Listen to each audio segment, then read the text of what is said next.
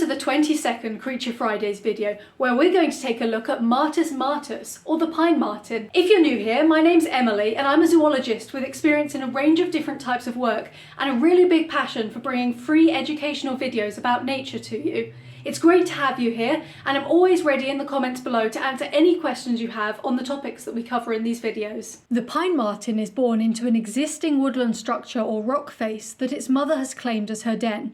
Along with its litter mates, it comes into the world blind, deaf, and with a pale coat of fur. For the next 6 weeks it stays within its den, tucked away safely from common predators like foxes. By the time it is ready to leave the den, it has developed into a small version of its mother, with chestnut brown fur and a long bushy tail. The pale yellow bib on its chin and throat are as unique as our fingerprints, allowing for easy identification of individuals. Until the pine marten is 6 months old, it will hunt alongside its mother, eating a range of rodents, birds, eggs, insects and fruit. They will mostly stick to woodland habitats, moving around at dusk and dawn, and relying on the forest cover to avoid predators.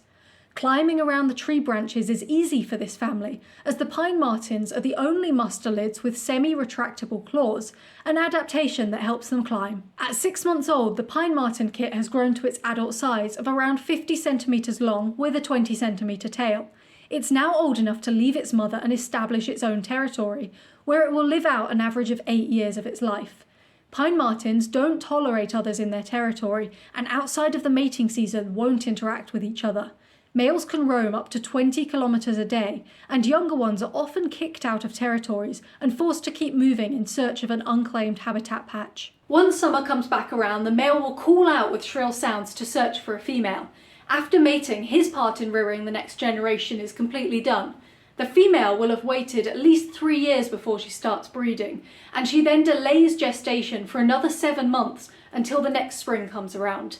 Once they do start to develop inside her, it takes a full month and then they're ready to be born. Although once a common sight across the UK, pine marten declines got so bad that they almost became extinct here, only hanging on in a few parts of Scotland and Northern Ireland. They were heavily hunted for sport, harvested for their fur, persecuted by gamekeepers, and by 1900, 95% of their woodland habitat had been removed. In the late 1900s, a combination of conservation work and legal protections allowed the remaining Scottish population to recover to 4,000 individuals.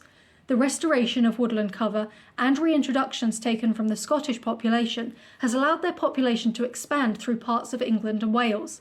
It's hoped that ongoing work will allow their populations to continue to expand their ranges and even connect up with each other, which will increase their genetic diversity and so their robustness against future threats. The recovery of pine martens is good news for a variety of our native species.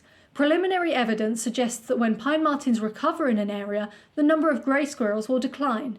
This is great news for our native red squirrels, as well as the health of our native forests, both of which are threatened by the invasive grey squirrels.